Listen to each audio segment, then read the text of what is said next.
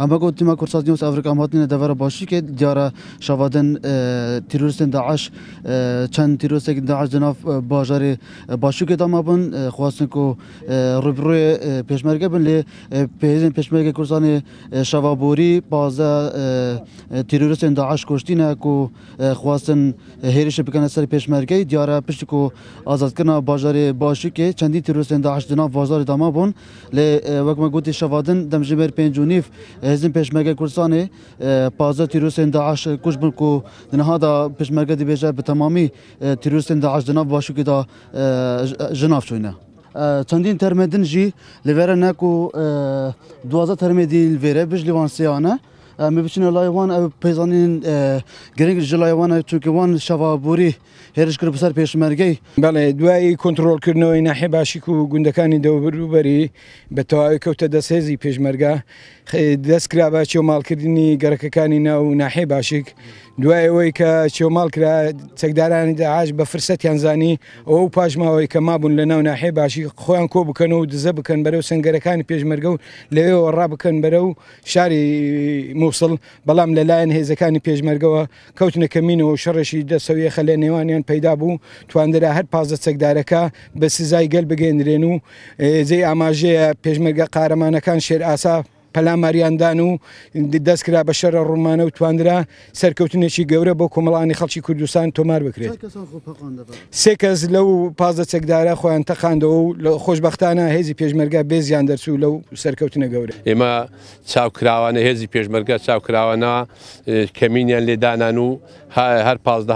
هاتن گەینە ساترەکانی ئێمەش لێماندان لە سنووری لیوای حوتی پیادەیە سنووری فەوجی سێ فەوجی دوو فەوجی چوار سەعات 4:30 بەرە بەیانی ویستیان بێن ساتر ببڕن و بە حەزەڵات ڕەبایە بگرن و ساترەکە بشکێن و بڕۆن ئێستا بە پێی معلومات ئەگەر تاکو لۆک مابوون دێنە هیچ چەند نەمابوون. ئەوە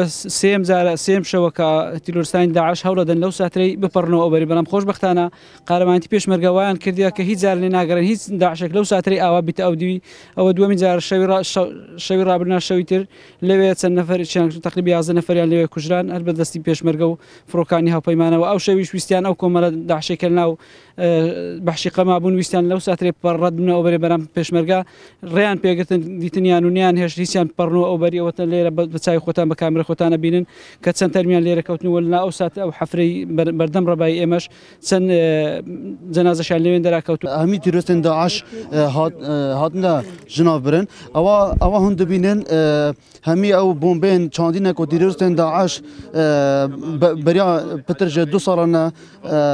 بۆمبێن چاندی ناو باژەرێ باشوورکێدا بوون دنهادا هێزن پێشمەرگەی کوردستانێدا هەوڵاوێ چاندی دیکەن کو ئەوە بۆمبێن چاندی ژناو بن چونکی ئەف دەڤەرە پتریا ئەف دەڤەرێ هەمی هاتیە بۆمبە باران kirin پێشمەرگە بەحساوێ چەند دیکە کو بە هیچ ڕەنگی ئەو وان دەڤەران بژن چۆڵ ناکەن چونکی وان بەخوینە خۆ ئەف دەڤەرە ڕزگار کردە دیارە پشتی کو تیرۆرستên داعش ev devere ji dest dayî dixwazin bi çendîn birêya tunêlan bi hêrişên mezin taybetî ku ev devere nêzîkî senterê parêzgeha Mosulê dixwazin ku hêriş bikene ser pêşmerge lê hemî ew kirdewên tîrosiyê ku tîrostên Daeş dikene ser pêşmerge hemî hatine şikandin. Ew dibînin ewro bi çavî xotan çendîn Daeş wîstiyan hêriş bikene سەر ئەو ڕووبایانەی هێزی پێشمەرگە بەڵام هێزی پێشمەرگە قارەمانانە هەلیان هاتنە دەست و توانیان چەندین داعش بە سزای گەل بگێنن. نەناو مووسڵ زۆر گەڕەکان ماون بەڵام ئێستا هێزی عێراقی تقریبا لە چەندین گەڕک لە پێشڕەویدایە و ئێمە تەوەقع دەکەین لە ماوەیەکی نێزیکدا شاری مووسڵیش بە تەواوی کۆنتترۆل دەکرێت لەلایەن هێزی جێیشی عێراقی و بە پشتیوانی هێزەکانی هاوپەیمان. بەیانی سعات 5 بوو ئاگدارکرێن لە سەری خۆی کاتجم زۆری دوژمن هەیە لە بینی ئەو سێ ڕەبایانە دوای پاش و بێم لەو ڕەبایە کەسێکیان دیت داعشیشیان دی تەقان لێ کرد ئەوان دی خوان لەو لای خوان شاردەوە مەزموعەکەش دەرچبوو خوان هێز بنە ئەو ساترەی حفرەکەی خوان هات بنە حفرەکەی لە هەموو لە لێیاندا تقریبا دەوری ساعت هەفت و ئەوانە لێیاندا بەس یەک ئەلێرە دەرچوو یەک ئەلێرە دەرچوو دیتین کە دەرچوو ڕۆی بەس ئەوانی دیکە ئەلێرەمانەوە یەک خۆی تەقاندەوە برادرانی شەمە هاتن پێکەوە لێندا و شکستی داعش بەردەوامە لەسەر دەستی هێزی پێشمەرگەی کوردستان شکر بۆ خوا پێشمەرگەکان زۆر وریا و قارەمانانە شەوی ڕابردوو ڕێگریان کردووە لەو هێزە داتەپی و بە زیوانەی داعش کە ویستویانە بەرەو مووسڵ فریارکەن و بڕۆن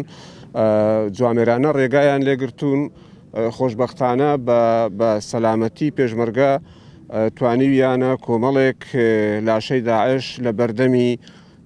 سنگەرەکاندا بخەن ئەکرێ بڵێن ئەمە دوا پەلەپروزەیانە بۆ ئەوەی خۆیان ڕزگارکەن لە دەست هێزی پێشمەرگەی کوردستان ئەکرێت تاکوتیک لە شوێنێک لە بنبەردێک لە تونێلێک یەکێکیان مابێ خۆی عشاردابێ بەڵام پێشمەرگەکان بە دوایاندا ئەگەڕێن لە هەموو شوێنەکانە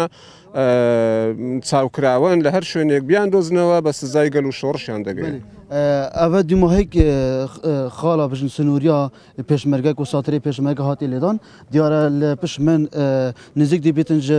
bajarê navenda bajarê Mosulê ku hêzin Iraqî jî ewan bi demek dirêje çûne di nav Mosulê da wek me gotî ku ev dimahek satirên hêzên pêşmergê Kurdistanê diyar e ku pêşmerge dixwazît li van deveran bimînîtin û